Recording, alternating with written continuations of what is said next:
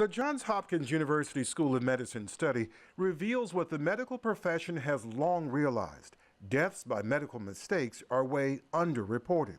A lot of times when these errors do occur, there aren't systems in places for these hospitals and health systems to counteract them or to bring them to public light.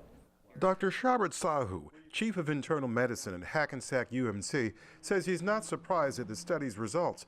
Hopkins researchers say medical errors have been unintentionally excluded from national health statistics based on a nearly 70-year-old method of classifying deaths. So they examined studies and crunched the numbers. They measured their findings against the leading causes of death in the U.S. and concluded medical errors at 251,000 in 2013 actually are the third leading cause of death, surpassing respiratory diseases. Study author Dr. Martin McCary. We were surprised by the scale. Dr. McCary says the medical profession doesn't learn from its mistakes the way the aviation industry does after a crash, when hearings and findings are public. Instead, medical malpractice lawsuits can get settled in secrecy with confidentiality agreements that prohibit the parties from talking about them.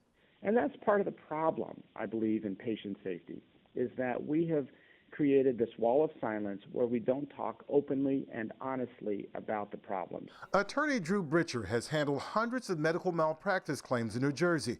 He also was instrumental in the state enacting the Patient Safety Act. The law requires hospitals to report serious, preventable adverse events and an analysis of how to fix them to the state health department. Britcher says he's confident hospitals are following parts of the law, revealing some teachable lessons for the profession.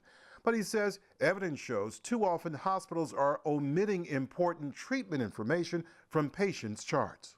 I think it's because of the fact that they anticipate that no one's going to notice that part because the Department of Health isn't looking for that part. And not notifying the patients, your thoughts on that?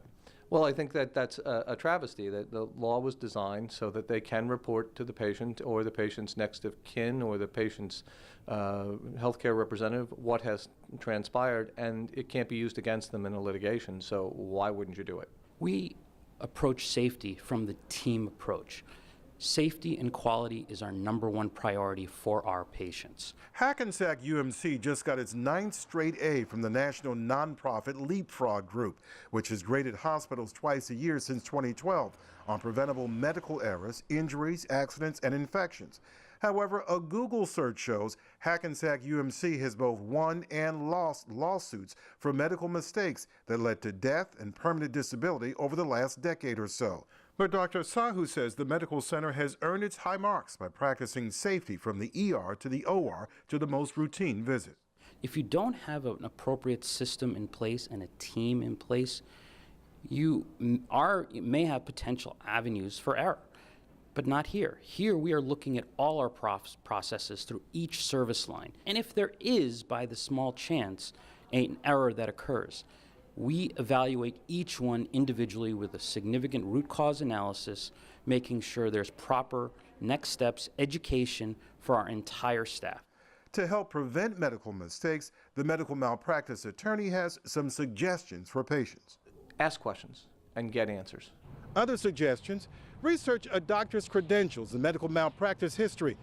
Ask your primary doctor about specialty doctors.